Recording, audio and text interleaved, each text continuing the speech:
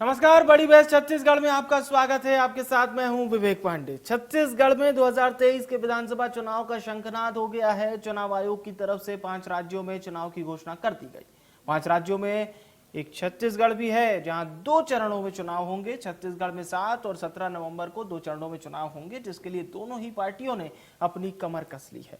चुनाव की तारीखों के ऐलान के करीब 4 घंटे बाद बीजेपी ने छत्तीसगढ़ प्रत्याशियों की दूसरी सूची जारी कर दी। बीजेपी की दूसरी सूची में 64 प्रत्याशियों की घोषणा की गई है। तो बीजेपी छत्तीसगढ़ में कुल 85 प्रत्याशियों की अब तक घोषणा कर दी गई है। पहली लिस्ट में जहां 21 प्रत्याशियों के नामों का ऐलान हुआ था, वहीं दूसरी सूची में अब बात करें तो 41 नए चेहरों को मौका भी दिया गया है। दूसरी लिस्ट में 3 सांसदों के टिकट दी गई है। पहली लिस्ट में एक सांसद विजय बघेल को टिकट दी गई थी। इस तरह कुल 4 सांसदों को टिकट मिल चुका है। इनमें 11 विधायकों को रिपीट किया गया है। बिंद्रा नवागढ़ के विधायक डमरूधर पुजारी की टिकट काटकर गोवर्धन राम मांझी को दी गई है, जबकि बेलतरा से टिकट जारी नहीं की गई है। यहां से रजनेश सिंह बीजेपी के विधायक हैं। उधर चुनाव आयोग की अधिसूचना जारी होने के बाद कांग्रेस ने उनके निर्देशों का स्वागत करते हुए कहा कि हम उम्मीद करते हैं कि 2 चरणों में चुनाव किए जाएंगे और कांग्रेस पार्टी भी इसके लिए पूरी तरह से तैयार है। इसके अलावा उन्होंने कहा कि पिछली बार छत्तीसगढ़ की जनता ने 71 की बहुमत से सरकार में हमें बिठाया और इस बार हम 75 का टारगेट कर रहे हैं। इसके अलावा उन्होंने बस्तर की सीट को लेकर कहा कि बस्तर और सरगुजा से पूरे प्रदेश में कांग्रेस की ही लहर है। कांग्रेस ने बीजेपी की दूसरी सूची पर तंज कसा और कहा कि बीजेपी की दूसरी सूची में भी कोई दम नहीं है। तो आज हम भी इसी मुद्दे पर विस्तार से बात करेंगे। कुछ खास मेहमानों को आपके साथ चर्चा में जोड़ेंगे।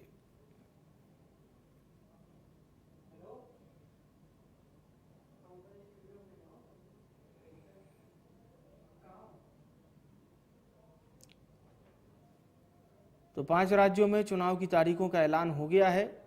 छत्तीसगढ़ में 2 चरणों में चुनाव होने जा रहे हैं। 7 और 17 नवंबर को चुनाव होंगे। तो बीजेपी ने भी आज अपनी दूसरी सूची जारी कर दी, जिसमें 64 उम्मीदवारों के नाम शामिल हैं। और आपको बता दें, छत्तीसगढ़ में 2 चरणों में ये विधानसभा चुनाव होंगे। 7 नवंबर और 17 नवंबर को ये चुनाव होने जा रहे हैं।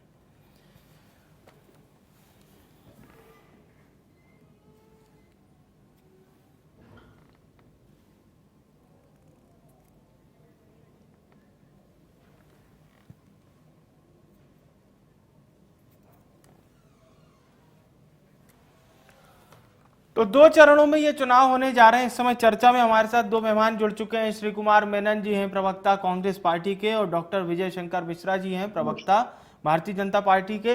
बहुत स्वागत है। चर्चा की शुरुआत मिश्रा जी आपसे।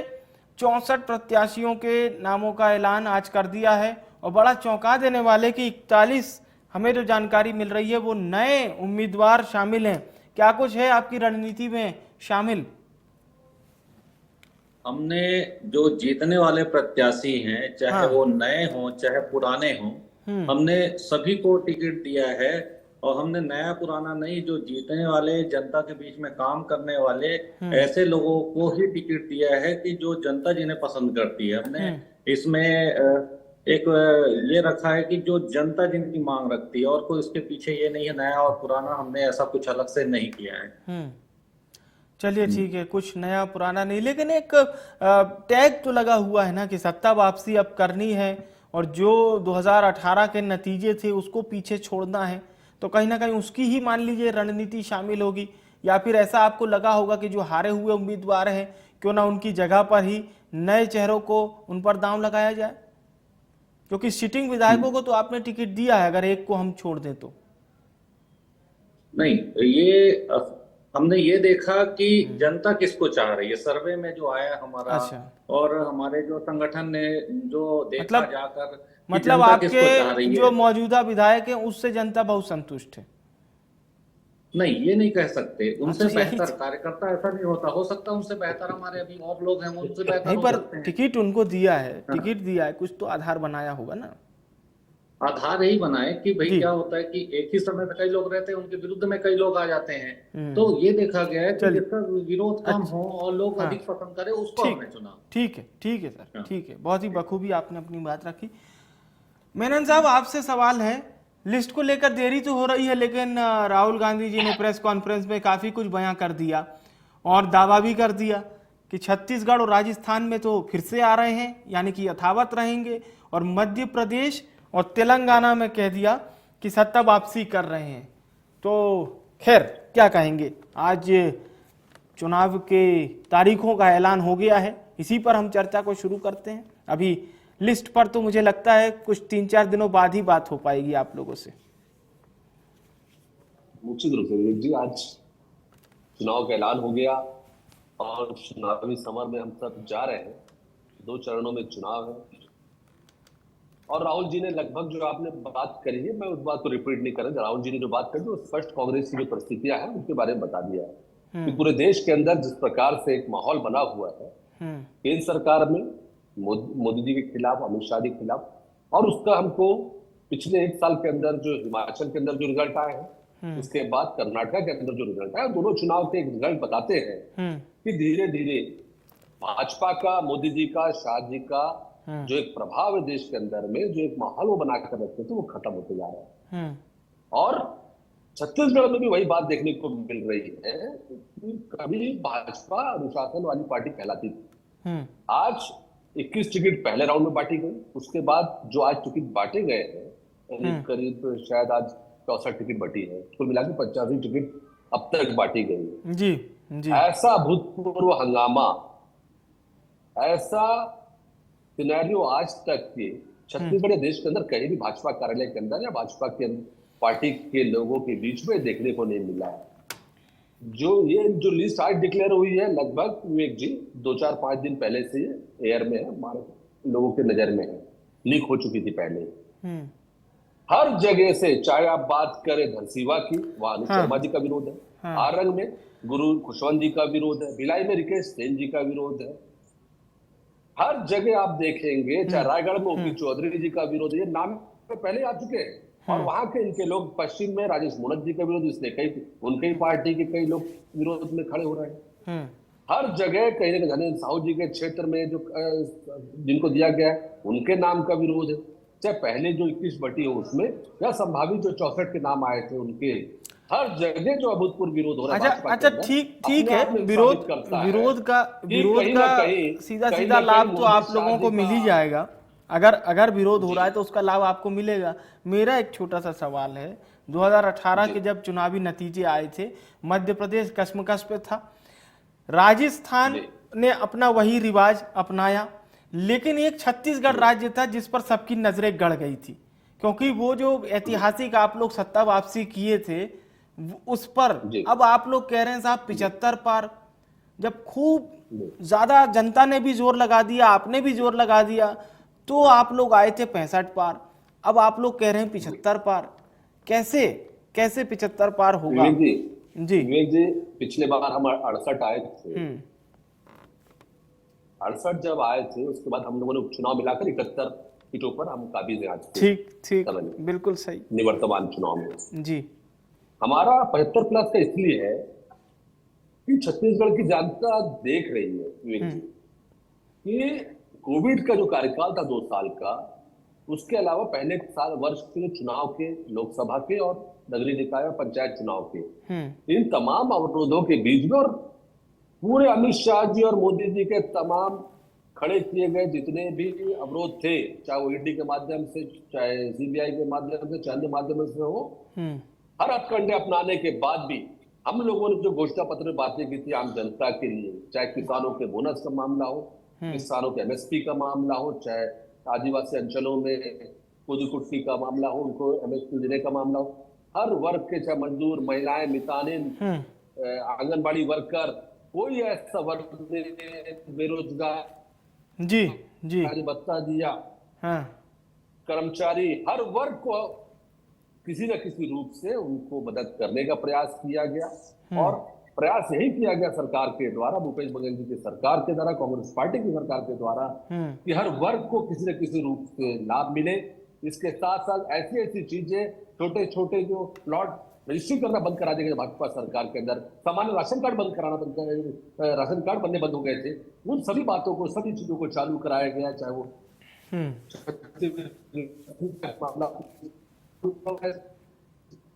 चलिए, तो आप लोगों को ये लगता है कि जो राज्य की योजनाएं हैं, लेकिन हाँ। लेकिन मैं एक मिनट में अपनी बात पूरी हाँ, करूंगा। बोलिए। 1 मिनट में बात पूरी करूंगा। हम दो बातों को लेकर, कि एक तो हमारे सरकार के साथ जो हमारे होता यह है कि सरकारों के साथ इनकम्बेंसी आती है, लेकिन हमारी सरकार के प्रो इनकम्बेंसी है।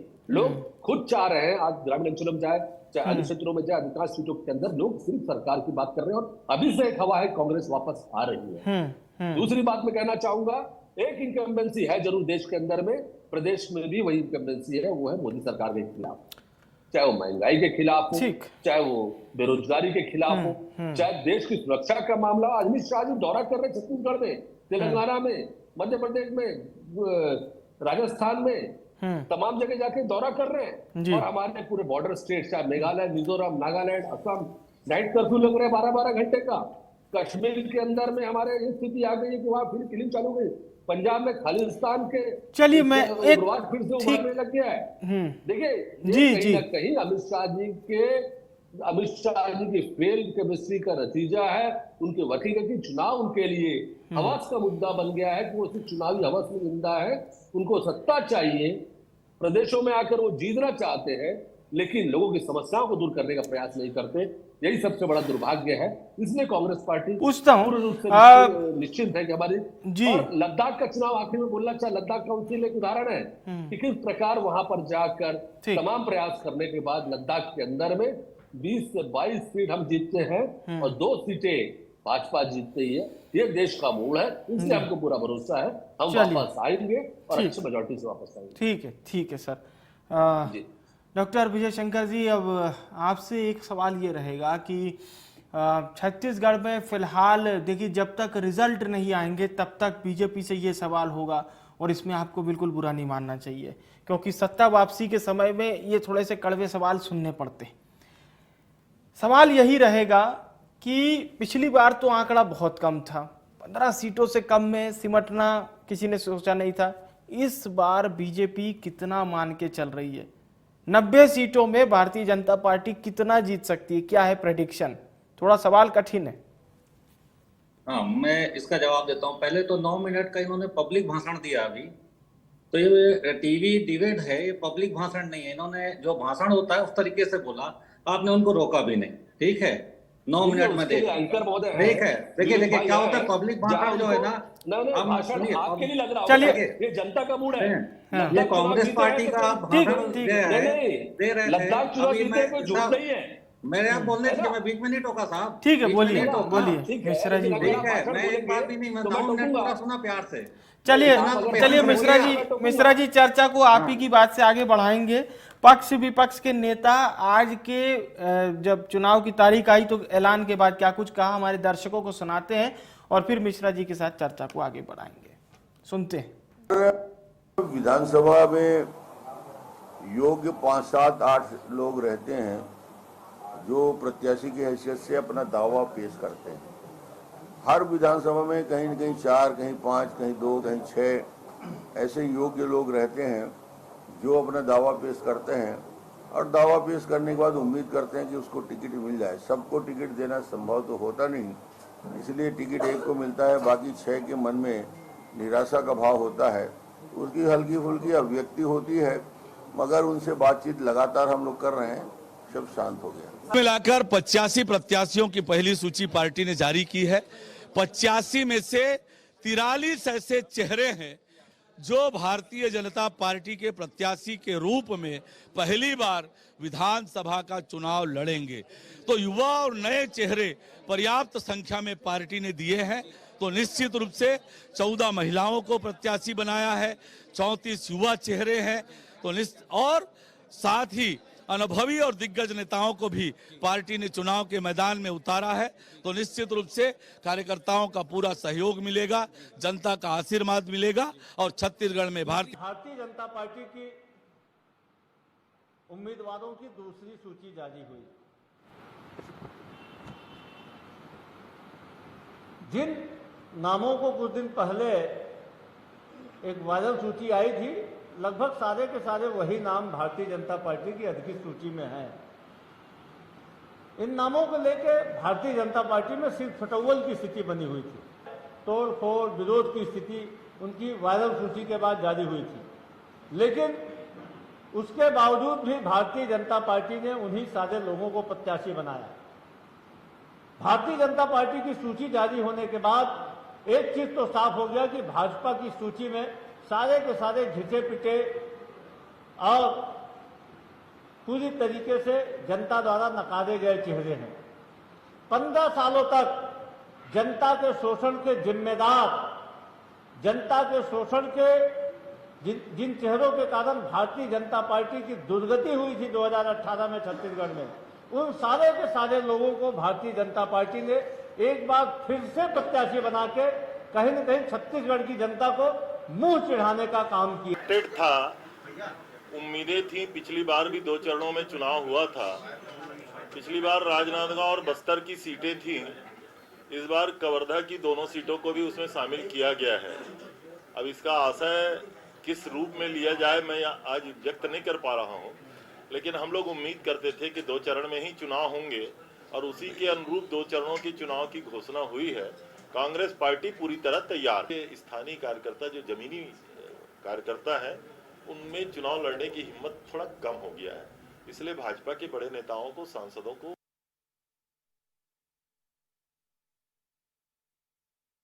आप अपनी बात कंटिन्यू कीजिए।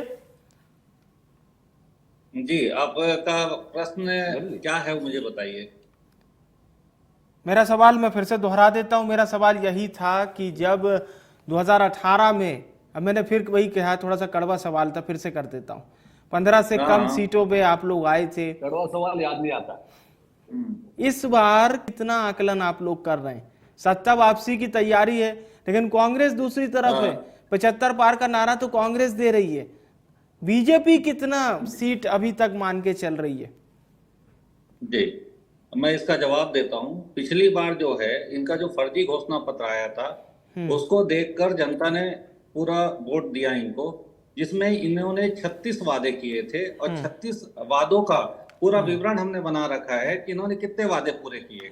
ये खाली जो जिसमें किसी को पैसा नहीं देना पड़ता, जैसे छुट्टी देना है, वही सब वादे इन्होंने पूरे किए। छुट्टी बढ़ा दिया, बाकी काम इन्होंने कुछ नहीं किया। काम किया है, शराब घोटाला किया है, कोल वासरी का किया है और बहुत सारे घोटाले इन्होंने किए हैं। आप अपनी पार्टी का बताइए ना सर।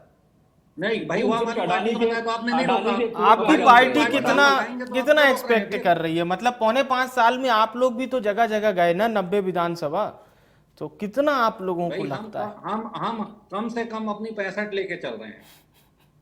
चलिए, इतना तो कुल योगदान भी नहीं है। 75 वो लाएंगे, 65 आप लाएंगे, सीट आप फिर सही थोड़ी करेंगे। आप तो एंकर है ना भाई, अगर आप उनके पक्ष में ही बोलना है तो आप डिबेट क्यों रखते हैं? आप तो करना है, हम तो वो तो कांग्रेस वाले बोल सकते हैं। आप तो एक तो वो उसने ना उनके आरोप को लेके आप खाली, मैं तो सिर्फ देखिए, मैंने 75 देखिए, मैंने उनको ये कहा था, मैंने श्री कुमार जी से भी यही सवाल किया था कि जब पिछली बार पूरी ताकत लगा दी थी तो 65 पार आए थे, उन्होंने ये तो नहीं कहा।